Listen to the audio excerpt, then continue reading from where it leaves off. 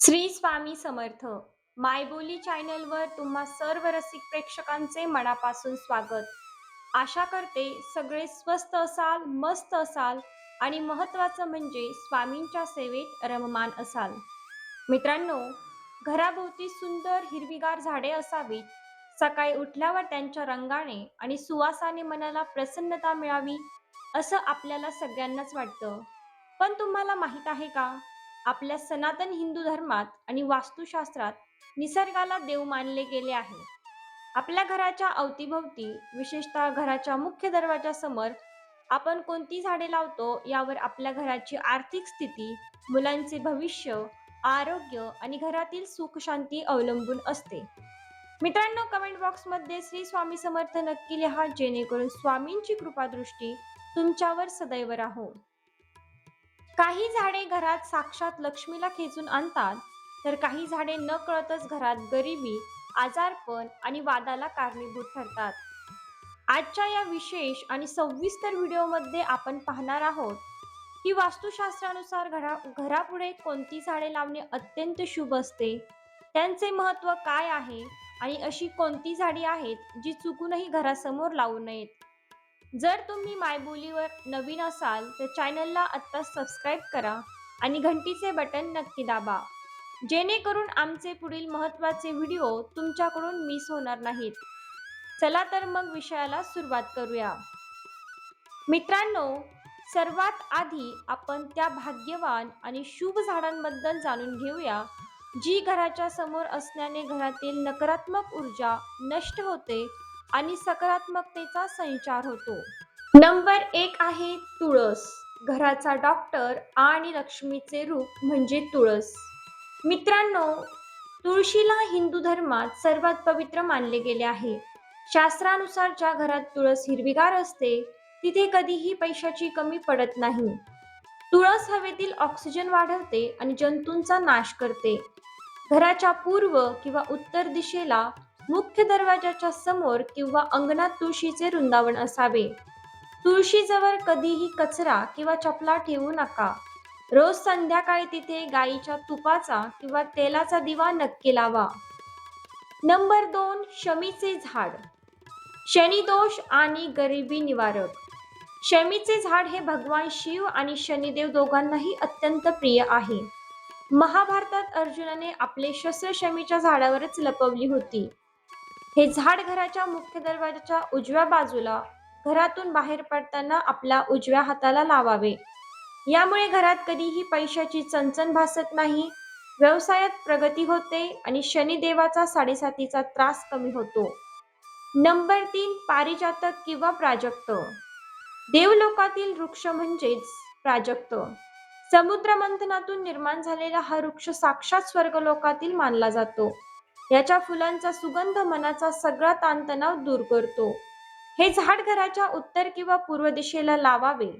ज्या घरात पारिजातकाचे झाड असते आणि त्याची फुले अंगणात पडतात, तिथे माता लक्ष्मी आणि भगवान विष्णूंचा कायम वास राहतो. घरातील सदस्यांचे आयुष्य वाढते. नंबर 4, केळीचे झाड.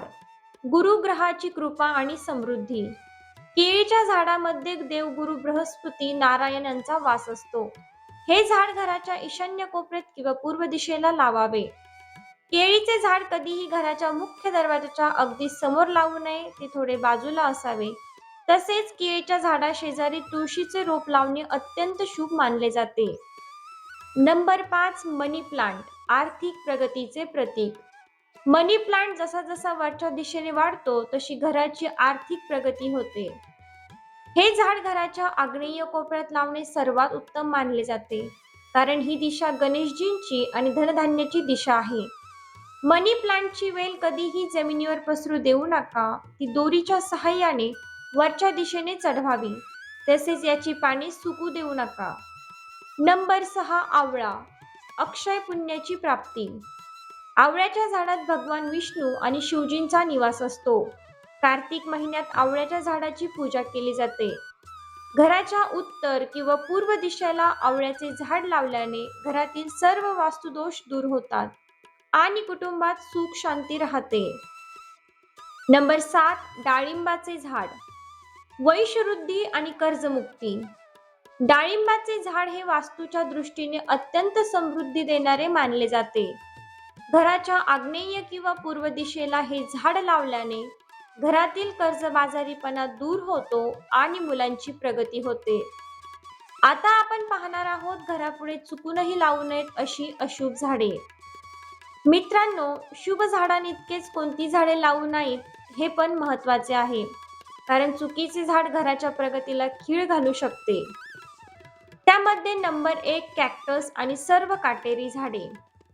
गुलाब आणि औषधी कोरफड सोडून इतर कोणतेही काटेरी झाडे, उदाहरणार्थ कॅक्टस किंवा बाभळीचे प्रकार घरासमोर नसावीत. काटेरी झाडांमुळे घरात नकारात्मक ऊर्जा वाढते. घरातील सदस्यांमध्ये सतत वाद, भांडणे आणि क्लेश निर्माण होतात. त्यासोबतच धनहानी होते. नंबर 2 दूध निघणारी झाडे. कारण ज्या झाडांची पाने किंवा फांद्या तोडल्यावर पांढरा चीक किंवा दूध निघते, जसे की रुई, चिकू किंवा काही शोभेची झाडे, त्यामध्ये रुईचे झाड किंवा हनुमानजीच्या मंदिरासमोर किंवा विशिष्ट धार्मिक विधीसाठी योग्य मानले जाते, घराच्या मुख्य दरवाजासमोर नाही. वास्तुशास्त्रानुसार अशी झाडे घरासमोर असल्यास घरातील लोकांच्या आरोग्यावर वाईट परिणाम होतो. विशेषतः मुलांचे आरोग्य वारंवार बिघडते. नंबर 3 बोनसाय, प्रगती रोखणारे झाड. बोनसाय म्हणजे मोठ्या वृक्षाला कृत्रिमरित्या लहान कुंडीत कोंडून ठेवणे. ते दिसायला सुंदर दिसतात पण वास्तूच्या दृष्टीने योग्य नाहीत. हे झाड घरात किंवा घरासमोर ठेवल्याने कुटुंबातील सदस्यांची प्रगती खुंटते. नोकरी व्यवसायात येणारे मार्ग ब्लॉक होतात. नंबर 4 मेहंदीचे झाड. मेहंदीच्या झाडाचा सुवास आणि तिची प्रकृती अशी असते की त्यामुळे नकारात्मक आणि वाईट शक्ती तिच्याकडे लवकर आकर्षित होतात असे मानले जाते. हे झाड घराच्या अगदी समोर असल्यास घरातील मानसिक शांतता भंग पावते आणि नकारात्मक विचारांचे प्राबल्य वाढते. नंबर 5 पिंपळ आणि वडाचे झाड. पिंपळ आणि वड हे अत्यंत पूजनीय आणि देववृक्ष आहेत, यात शंका नाही. परंतु यांची मुळे खूप खोलवर आणि दूरवर पसरतात, ज्यामुळे घराच्या पायाला धोका निर्माण होतो. वास्तुशास्त्रानुसार घराच्या भिंतीवर किंवा मुख्य दरवाजासमोर पिंपळ उगवणे अशुभ मानले जाते. यामुळे घरात पैशाची तूट निर्माण होते. जर असे झाले असेल तर ते झाड सन्मानाने काढून एखाद्या मंदिराजवळ किंवा नदीकाठी लावावे. नंबर 6 सुकलेली किंवा सडलेली झाडे. घरासमोरील झाडे नेहमी ताजी आणि हिरवीगार असावीत.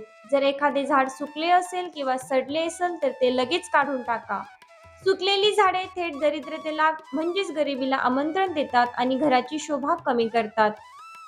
मित्रांनो, व्हिडिओ संपवण्यापूर्वी झाडांशी संबंधित या 3 महत्त्वाच्या वास्तू टिप्स नेहमी लक्षात ठेवा. 1 वृक्षवेध दोष. घराच्या मुख्य दरवाजाच्या अगदी मधोमध म्हणजे सेंटरला कोणतेही झाड किंवा खांब नसावा. यामुळे घरात येणाऱ्या लक्ष्मीच्या मार्गात अडथळा येतो. झाड नेहमी दरवाजाच्या डाव्या किंवा उजव्या बाजूला असावे. नंबर 2 झाडांची उंची. घराच्या दक्षिण आणि पश्चिम दिशेला मोठी, उंच आणि डेरेदार झाडे लावावीत. तर पूर्व आणि उत्तर दिशेला नेहमी लहान, हलकी आणि वेलीसारखी रोपे लावावीत. नंबर 3 नियमित काळजी. झाडांना रोज पाणी द्या. गुरुवारी केळीच्या झाडाला आणि शनिवारी शमीच्या झाडाला दिवा लावल्याने आयुष्यातील सर्व संकटे दूर होतात. तर मित्रांनो, आजच तुमच्या घरासमोरील झाडे तपासा आणि वास्तुशास्त्रानुसार योग्य ते बदल करा. झाडांची काळजी घ्या, निसर्गाची काळजी घ्या. देव तुमची काळजी नक्की घेईल. परमपूज्य श्री स्वामी समर्थ महाराजांच्या कृपेने तुमच्या घरात नेहमी सुख, समृद्धी, ऐश्वर्य आणि उत्तम आरोग्य नांदो हीच प्रार्थना. तुम्हाला ही माहिती कशी वाटली मला खाली कमेंट करून नक्की कळवा. हा व्हिडिओ आवडला असेल तर मनापासून एक लाईक करा आणि तुमच्या मित्रपरिवारासोबत, नातेवाईकांसोबत नक्की शेअर करा, जेणेकरून त्यांनाही याचा फायदा होईल.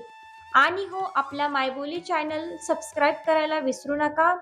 त्यासोबतच तुमच्या मनात काही शंका असतील तर प्रश्न असतील तर तुम्ही कमेंटमध्ये विचारू शकता. पुन्हा भेटूया अशाच एका महत्त्वपूर्ण आणि सुंदर माहितीसोबत. तोपर्यंत श्री स्वामी समर्थ. धन्यवाद.